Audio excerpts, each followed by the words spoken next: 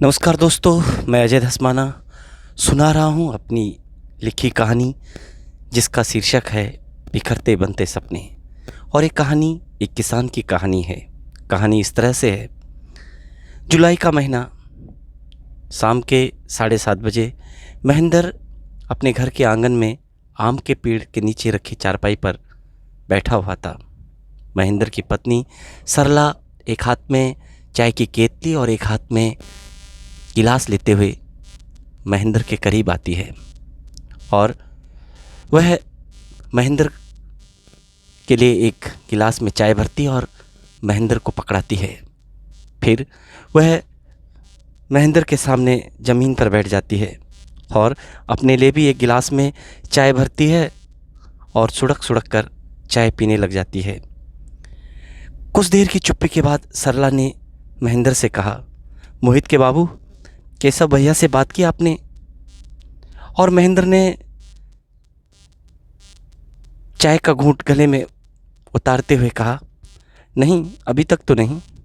सरला ने फिर कहा, केशव भैया की छोरी रीना और अपने मोहित की जोड़ी बहुत भले लगेगी ना मोहित के बाबू।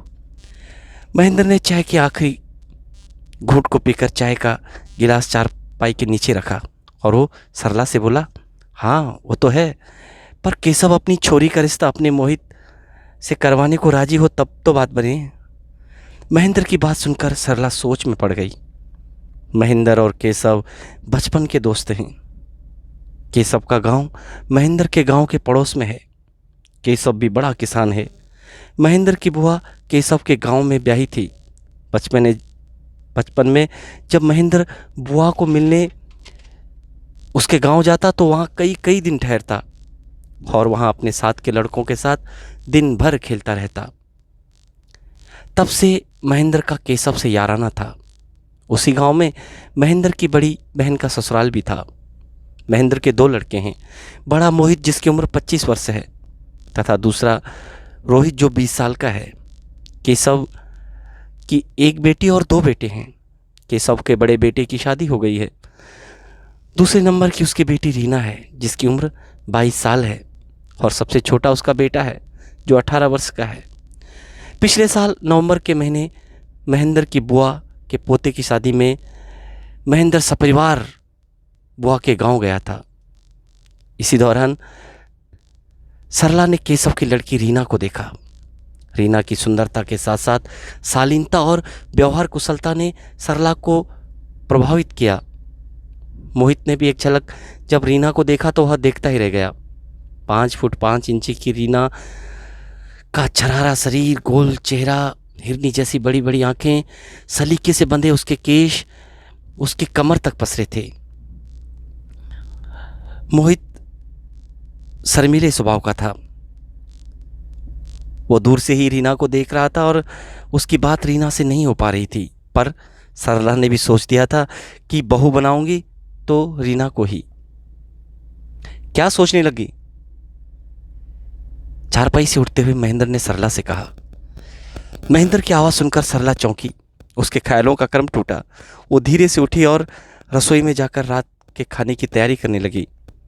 उधर महेंद्र सोच रहा था, धान की रोपाई के बाद वह केशव के घर उसकी बेटी का रिश्ता अपने बेटे के लिए मांगने जाएगा और 1 हफ्ते से कम समय में महेंद्र के खेतों में धान की रोपाई पूरी हो गई थी। रक्षाबंधन के दिन महेंद्र की बड़ी बहन और बुआ उसके घर आए थे। 2 दिन वे लोग महेंद्र के घर अपने मायके में रहे। महेंद्र ने सोचा, बहन और बुआ को उनके घर छोड़ आता हूँ और तभी केशव से भी मिलकर अपने बेटे के लिए उसकी बेटी का रिश्ता मांग लूँगा। बहन और बुआ को उनके घर छोड़ने के बाद महेंद्र केशव के घर गया। केशव अपने घर के आंगन में ही बैठा था। केशव ने महेंद्र को देखा तो वह बड़ा खुश हुआ। दोनों यार एक दूसरे के गले मिले। चाय नाश्ता करने के बाद महेंद्र ने केशव से मोहित के लिए उसकी बेटी के रिश्ते की बात की। महेंद्र से रीना और मोहित के रिश्ते की बात सुनकर केशव बड़ा खुश हुआ। दोनों दोस्तों ने बातों ही बातों में रिश्ता तय कर दिया। महेंद्र ने खुशी खुशी केशव से विदा ली और अपने घर पहुंचने से पहले उसने मिठाई की दुकान से एक डिब्बा लड्डू का खरीद लिया।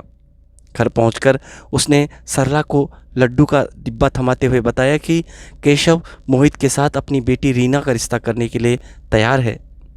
यह सुनकर सरला बहुत खुश हुई। उसने मोहित को यह बात बताई। पहले तो मोहित को विश्वास नहीं हुआ। वो अवाक होकर माँ को देखता रहा और तभी माँ ने एक लड्डू उसके मुंह में ठूस दिया। 2 महीने बाद मुहूर्त के अनुसार मोहित की रीना के साथ शादी हो गई। रीना महेंद्र के घर बहू बनकर आ गई। मोहित रीना को उपहार देना चाह रहा था, लेकिन उसके पास पैसे नहीं थे। बहुत सोच विचार के बाद उसने तय किया कि वह आड़ती माखनलाल से 20,000 रुपये कर्ज ले लेगा और फिर धान की फसल को बेचकर जो पैसा मिलेगा उसमें से वह माखनलाल का उधार चुकता कर देगा। माखनलाल से कर्ज लेने की बात उसने अपने बाबू महेंद्र को बताई। महेंद्र ने बुझे मन से हामी भरी, क्योंकि महेंद्र ने 6 महीने पहले माखनलाल से 2 लाख रुपया कर्ज लिया था अपने 1 बीघे के खेत को गिरवी रखकर। महेंद्र और उसके परिवार को ये उम्मीद थी कि इस बार फसल अच्छी होगी तो काफ़ी हद तक मक्खनलाल का कर्ज चुकता हो जाएगा।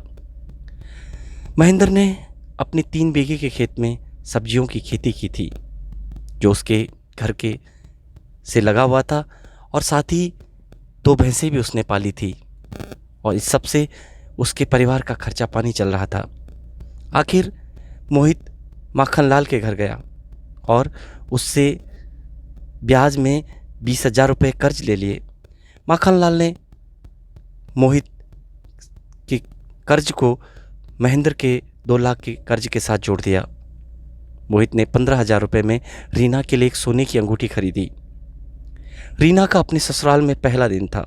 सरला बहुत खुश थी। वो रीना के लिए कभी चाय तो कभी सलाद व फल लेकर आ रही थी। रीना इस बात से असहज थी कि उसकी सास उसकी सेवा में जुटी है और वो वहाँ पर कोई काम नहीं कर रही है। मोहित भी कुछ न कुछ काम के बहाने रीना के कमरे में आ जाता और एक नज़र रीना को देखता और फिर उससे अपनी नज़रें चुरा लेता। रीना उसको ऐसा करते हुए देखकर धीरे से मुस्कुरा जाती। रात को मोहित ने रीना को अंगूठी उपहार स्वरूप भेंट की और रीना ने मोहित से कहा कि वो उसे अंगूठी पहना दे। संकोची स्वभाव के मोहित ने कांपते हाथों से रीना को अंगूठी पहनाई और तब रीना के मुंह से निकला, थैंक यू। रीना ने इतना कहा और मोहित की झुकी पलकें उठकर रीना के चेहरे पर ठहर गई। मोहित के मुंह से निकला, बहुत खूबसूरत हो तुम रीना। और रीना ने शर्माते हुए कहा, अच्छा। तब रोहित ने लंबी सांस खींचते हुए कहा, हाँ सचमुच। फिर कमरे के एक तरफ लगे आईने की ओर इशारा करते हुए मोहित ने रीना से कहा, देखो ना उधर आईने में, आईना तुम्हें देखकर भी शर्मा जाए। और मोहित से अपनी तारीफ सुनकर रीना ने आंखें बंद कर दी, हो जैसे मोहित के शब्दों के आनंद में अपने आप को डुबाना चाह रही हो। उस दिन मोहित ने पहली बार रीना से बात की थी और उसके बाद देर रात तक उनकी कभी न खत्म होने वाली बातों का सिलसिला चलता रहा।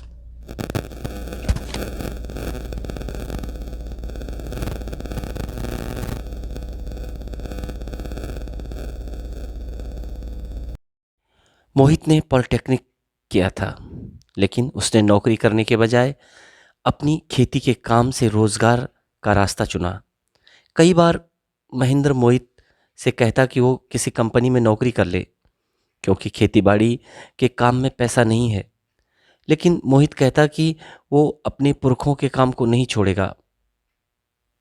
एक दिन शाम को सरला ने मोहित से कहा कि वह रीना को अपने खेत दिखा कर आ जाए, और कुछ ही देर में मोहित मोटरसाइकिल से रीना को अपने खेत दिखाने ले गया।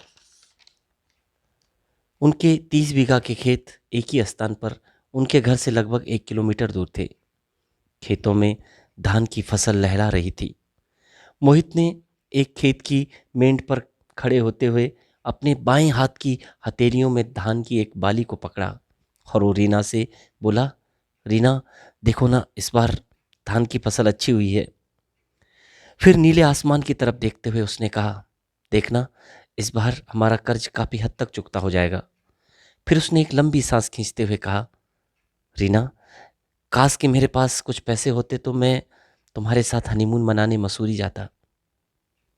इस दौरान रीना मोहित को एकटक निहार रही थी और मोहित के करीब जाकर रीना ने अपने बाएं हाथ से मोहित के दाएं हाथ की हथेलियों को हल्के से दबाया और वो मोहित से बोली, मोहित, तुम्हारे साथ तुम्हारा साथ है तो हमारा घर ही हमारे लिए मसूरी, मनाली या स्विट्जरलैंड है। इतना कहकर रीना हल्के से मुस्कुराई।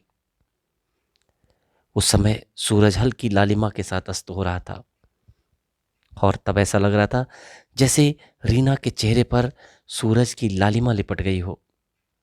मोहित ने रीना की तरफ देखा और वो भी हल्के से मुस्कुराया।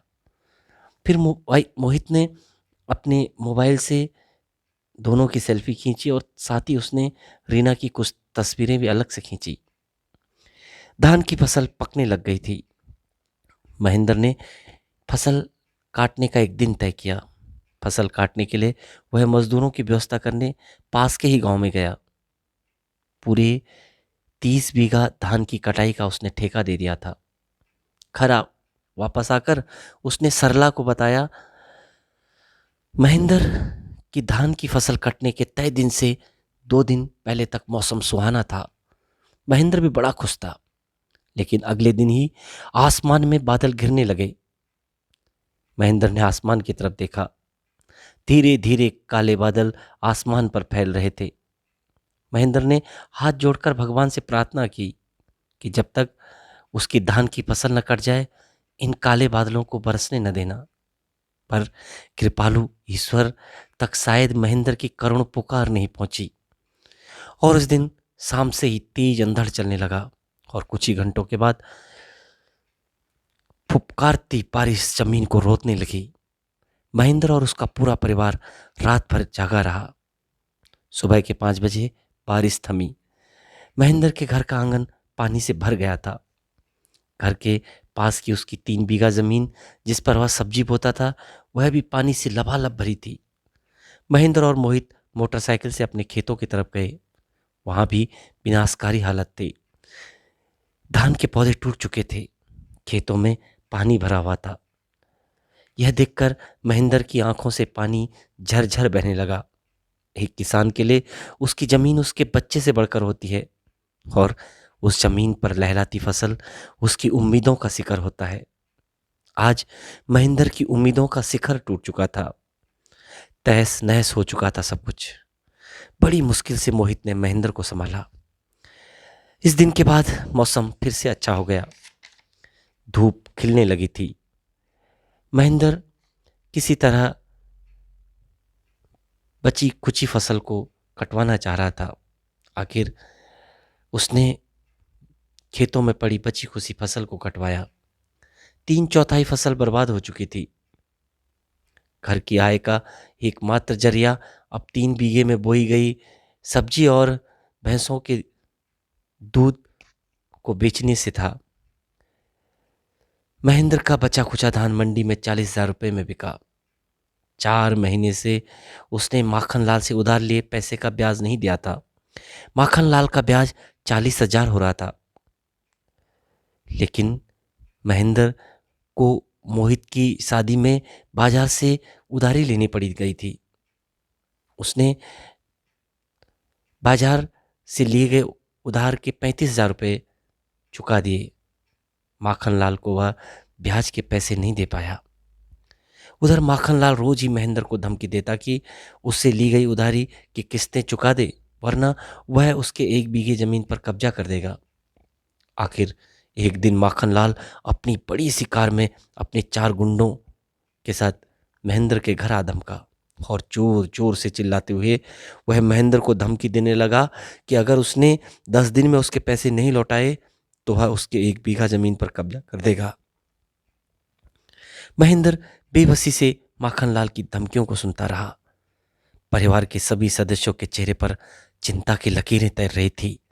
माखनलाल के जाने के बाद परिवार के सभी सदस्य सहमे हुए थे। उन्हें कुछ भी नहीं सूझ रहा था। मोहित और रीना अपने कमरे में खामोशी से बैठे थे।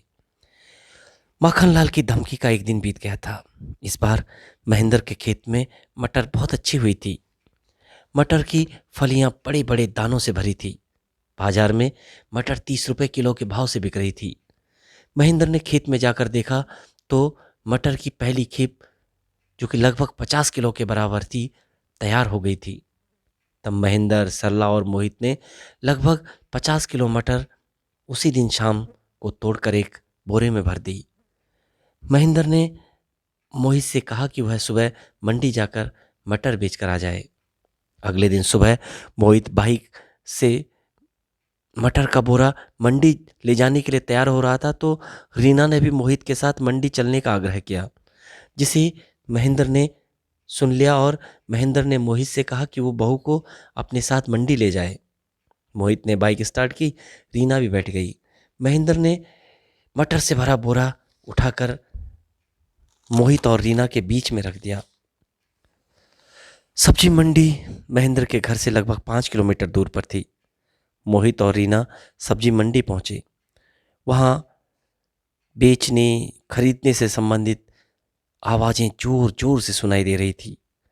मोहित ने अपनी बाइक आरती अब्दुल की दुकान के सामने रोकी।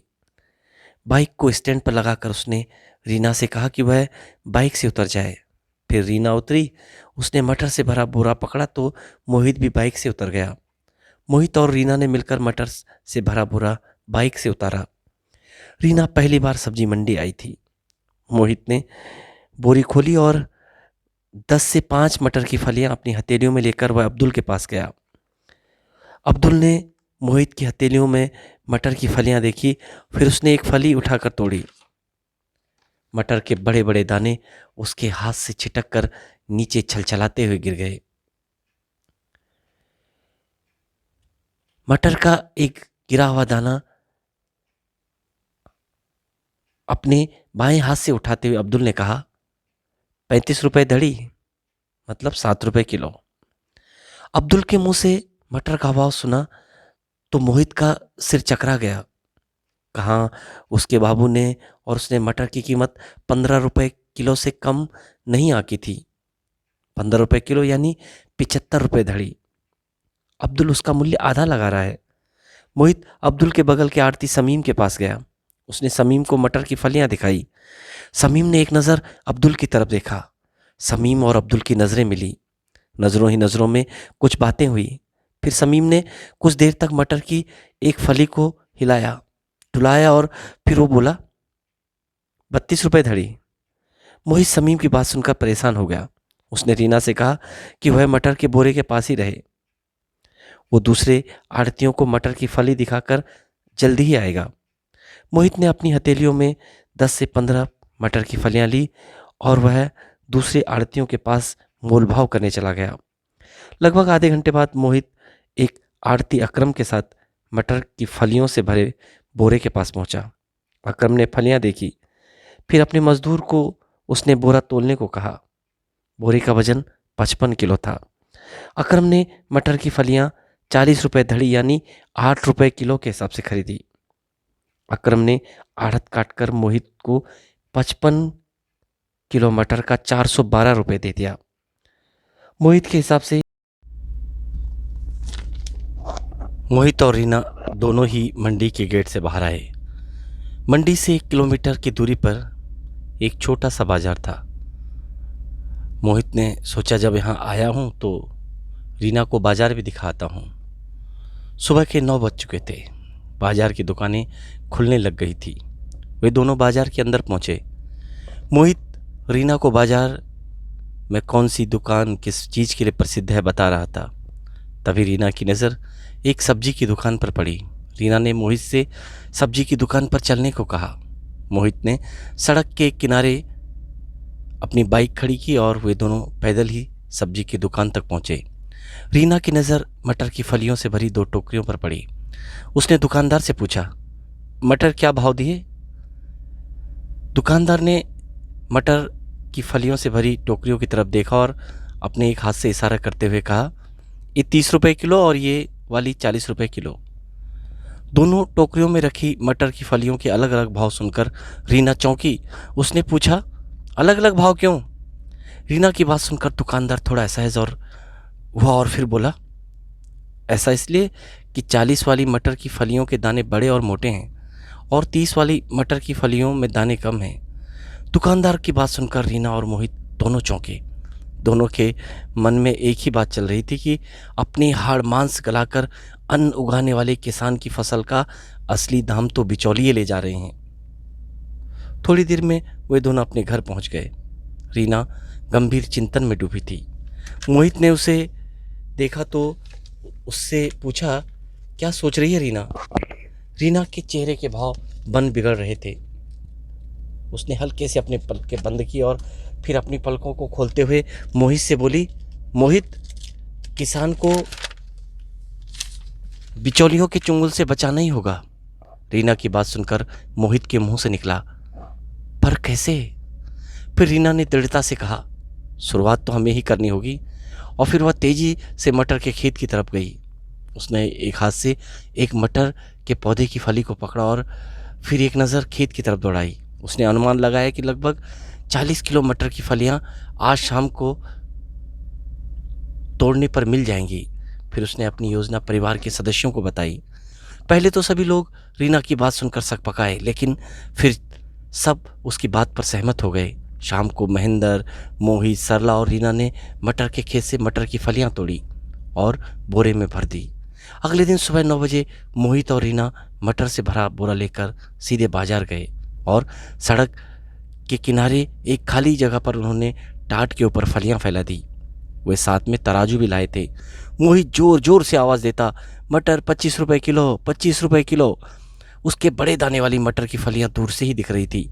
थोड़ी देर में वहां ग्राहकों की भीड़ जुटने लगी और लगभग 2 घंटे में मोहित की सारी मटर बिक गई। उसने टाट समेटा और बोरे के अंदर डाल दिया। फिर उसने अपनी जेब से मटर की बिक्री के पैसे गिने तो पूरे 1030 रुपये थे, अर्थात मटर का बोरा लगभग 40 किलो से अधिक था। मोहित और रीना खुशी खुशी अपने घर पहुंचे। जब उन्होंने महेंद्र को यह बताया कि आज बिना बिचौलिए के मटर की फलियां बेचने पर उन्हें दुगने से ज़्यादा पैसे मिले, तो महेंद्र के दिमाग में भी नई योजना चलने लग गई। उधर मोहित आंखें बंद किए अपनी चारपाई पर लेटा था। पास ही रीना मोबाइल चला रही थी। तभी रीना ने मोहित को झिंझोड़ते हुए कहा, मोहित मोहित। मोहित ने धीरे से आंखें खोली। उसने रीना की तरफ देखा और बोला, क्या? और रीना ने चहकते हुए कहा, मोहित, समाधान मिल गया। और फिर से अचानक से चुप हो गई। मोहित ने उससे पूछा, क्या समाधान मिला तुम्हें? रीना मोहित के करीब गई और उसे मोबाइल की स्क्रीन पर कुछ दिखाते हुए बोली, मोहित, हम सब गांव के किसान मिलकर समूह बनाएंगे और एक ऐप बनाकर अपनी फसल को ऑनलाइन बेचेंगे। खरीदार हमारे खेत में आकर हमारी उपज के अनुसार हमें दाम देंगे। रीना की बात कुछ कुछ मोहित की समझ में आई। वह रीना को एकटक देख रहा था। रीना ने सोचा मोहित को कुछ संशय है, तो उसने फिर कहा, हाँ, हम ऐसा करेंगे मोहित, किसान को बिचौलिए से मुक्त करके रहेंगे हम। अब मोहित रीना की बात को समझ गया था। रीना और मोहित ने गांव के किसानों से मिलने और उनके समक्ष अपनी बात रखने की योजना बनाई और यह कार्य उन्होंने उसी समय कर दिया। मोहित अपनी उम्र के नौजवानों से मिला। उसने महेंद्र से कहा कि वह गांव के किसानों से बात करें। महेंद्र ने किसानों को बातें समझाई, लेकिन 5 किसान ही समूह बनाने के लिए तैयार हुए।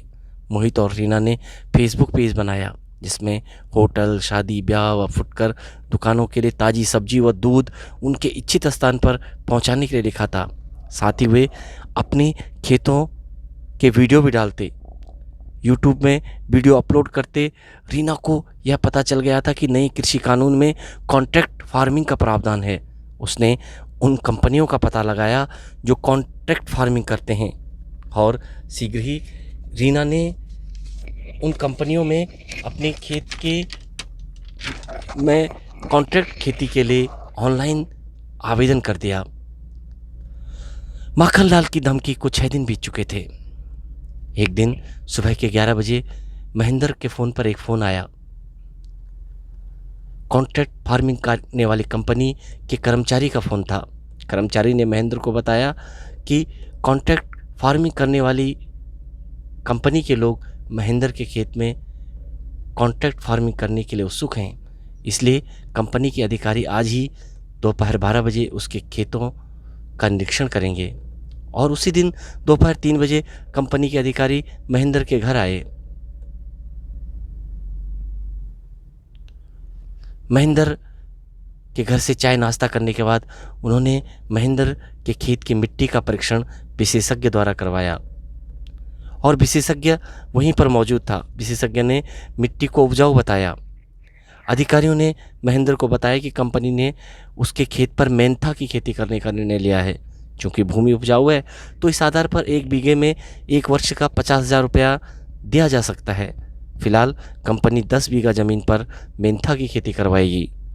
रीना और मोहित भी वहाँ मौजूद थे। वहीं रीना ने कंपनी के अधिकारी से पूछा, सर कॉन्ट्रैक्ट फार्मिंग में एडवांस देने का प्रावधान है? और कंपनी के अधिकारी ने कहा, हाँ, हमारी कंपनी कॉन्ट्रैक्ट साइन करते समय कुल कॉन्ट्रैक्ट की 70% धनराशि एडवांस देती है। फिर रीना ने कंपनी के अधिकारी से पूछा, सर कितने दिनों में कॉन्ट्रैक्ट की फॉर्मेलिटी पूरी हो जाएगी? रीना की बात सुनकर कंपनी का अधिकारी मुस्कुराते हुए बोला, बस 2-3 दिन में कागज़ पूरे हो जाएंगे। तब कुछ ही देर में कंपनी के अधिकारी चले गए। रीना और मोहित ने महेंद्र को बताया कि कंपनी लगभग 3.5 लाख एडवांस उनको देगी, जिससे माखनलाल का कर्ज चुकाया जा सकता है। महेंद्र के परिवार में बड़े दिनों बाद सुकून आया था। माखनलाल की धमकी का आज 10वां दिन था। अपने कहे के अनुसार महेंद्र द्वारा उसका कर्ज न लौटाने पर माखनलाल महेंद्र की 1 बीघा ज़मीन पर कब्जा कर देगा।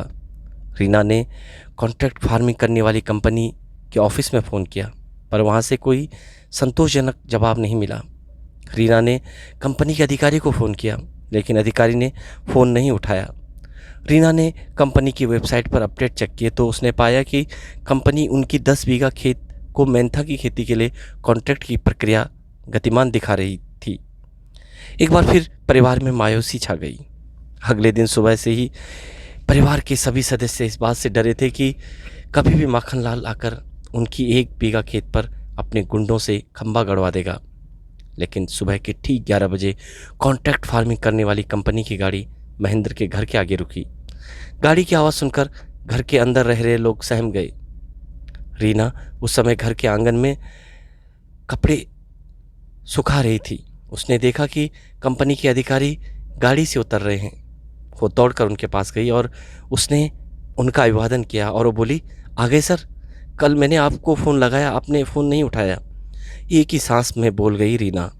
रीना की हालत देखकर अधिकारी मुस्कुराया और बोला, सॉरी, जब आपका फ़ोन गया तो मैं किसी दूसरी साइट पर व्यस्त था। फिर उसने रीना से पूछा, महेंद्र जी कहाँ हैं? तब तक महेंद्र भी आंगन में पहुंच चुके थे। महेंद्र ने उनका अभिवादन किया। रीना ने आंगन में ही प्लास्टिक की कुर्सियां बिछा दी। महेंद्र ने उन लोगों से बैठने को कहा। अधिकारी ने कुर्सी में बैठते ही कहा, बधाई हो महेंद्र जी, कंपनी ने आपकी 10 बीघा खेत को कॉन्ट्रैक्ट फार्मिंग के लिए चुना है। और तभी महेंद्र ने दोनों हाथ जोड़कर कंपनी के अधिकारी को धन्यवाद दिया। कंपनी के अधिकारी ने मोहित को एक बुकलेट दी और उसे बुकलेट पढ़ने को कहा। उसने कहा, महेंद्र ने मोहित ने पूरी बुकलेट पढ़ी और उसने महेंद्र से कहा, बाबा कॉन्ट्रैक्ट साइन कर दीजिए, कंपनी हमसे ही हमारे खेतों में खेती करवाएगी, हमारी ज़मीन हमारी ही रहेगी। रीना ने भी बुकलेट पढ़ी और उसने भी महेंद्र से कहा, बाबा पेपर में साइन कर दीजिए। और महेंद्र ने कहा, ठीक है मेरे बच्चों। महेंद्र ने कॉन्ट्रैक्ट पेपर में साइन कर दिए और कंपनी के अधिकारी ने 3.5 लाख उसी समय ऑनलाइन बैंकिंग से महेंद्र के खाते में जमा कर दिए। तब तक 1 बज चुका था। कंपनी के अधिकारी जा चुके थे। महेंद्र के मोबाइल में बैंक का 3.5 लाख जमा होने का मैसेज आ गया था। महेंद्र और मोहित बैंक गए और बैंक से 3 लाख रुपए निकालकर सीधे माखनलाल के ऑफिस में पहुंचे। उसी समय माखनलाल अपने ऑफिस से बाहर निकल रहा था कि उसकी नज़र महेंद्र पर पड़ी और उसने ठाका लगाते हुए कहा, आज तो मैं 1 बीघा ज़मीन का मालिक बनने वाला हूँ। फिर वो महेंद्र और मोहित की तरफ खा जाने वाली नज़रों से देखते हुए बोला, अब मेरे पैर मत पड़ना, अब कुछ नहीं होने वाला। महेंद्र और मोहित उसे चुपचाप देखते रहे। फिर माखनलाल ने अपने ड्राइवर की तरफ देखा और बोला, अबे जल्दी से गाड़ी स्टार्ट कर, आज मुझे अपने खेत में खंबे गाड़ने हैं, आज खेत में ही पार्टी होगी। फिर वो महेंद्र से बोला, तुम भी आना पार्टी में। माखनलाल जैसे ही अपनी गाड़ी में बैठने को कहा, महेंद्र ने कहा, मैं पैसे लाया हूँ, बताओ ब्याज सहित कितना हुआ तुम्हारा। अपने पैसे लो और मेरे कागज़ मुझे वापस करो। माखनलाल ने सोचा महेंद्र मजाक कर रहा है। उसने अपने मुंशी को आवाज़ दी, अरे मुंशी जी, ये महेंद्र का कितना हिसाब हुआ बताना।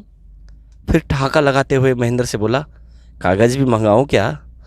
महेंद्र चुप रहा। माखनलाल को महेंद्र के चेहरे का रूखापन और चुप्पी अखर रही थी। कुछ ही देर में मुंशी महेंद्र का हिसाब लेकर आया तो ब्याज सहित 2,97,000 हो रहा था। महेंद्र ने मोहित से कहा कि वह 2,97,000 रुपये गिनकर माखनलाल को दे दे। मोहित ने बाइक की डिक्की से पैसे निकाले और वहीं ज़मीन पर बैठकर पैसे गिनने लगा। महेंद्र ने फिर माखनलाल से कहा, मेरी ज़मीन के कागज़ लाओ। तब माखनलाल को देखकर ऐसा लग रहा था जैसे माखनलाल को सरेआम किसी ने बेइज्जत कर दिया हो। उसने मुंशी को इशारा किया। मुंशी दौड़कर ऑफिस के अंदर गया और कुछ ही देर में महेंद्र की ज़मीन के कागज़ लेकर आ गया। तब तक मोहित ने पैसे गिनकर महेंद्र को दे दिए थे। महेंद्र ने पैसे माखनलाल को दिए, वह अपनी ज़मीन के कागज़ मुंशी से ले लिए। महेंद्र और मोहित अपने घर पहुँचे। घर में खुशियाँ लौट आई थी। रीना और मोहित ने किसान को बिचौलियों से मुक्त करने की ठान ली थी। उनके समूह से लोग ऑनलाइन सब्जियां, दूध, पनीर मंगा रहे थे। समूह ने निश्चय किया कि वे अपनी खेतों में केला, पपीता, अमरूद जैसी फसलों को भी उगाएंगे। समूह की आय को बढ़ते हुए देखकर गांव के अन्य किसान भी समूह से जुड़ गए। अब लोग होटलों, शादी, ब्याह, छोटे बड़े काम के लिए फल, सब्जी, दूध रीना और मोहित के समूह से मंगवाते। खेत सीधे बाजार से जुड़ रहे थे। गांव के अधिकांश किसान कॉन्ट्रैक्ट फार्मिंग के द्वारा खेती करने लगे थे। किसान की मेहनत को अजगर की तरह निगलने वाले बिचौलिए बिलबिलाने लगे थे। वे गिरोह बनाकर किसानों की प्रगति को रोकने की कोशिश में लगे थे, लेकिन अन्नदाता किसान को अपने खेत व उपज और मेहनत की ताकत का पता लग चुका था। दोस्तों, ये कहानी खत्म हुई। कहानी सुनने के लिए बहुत बहुत धन्यवाद।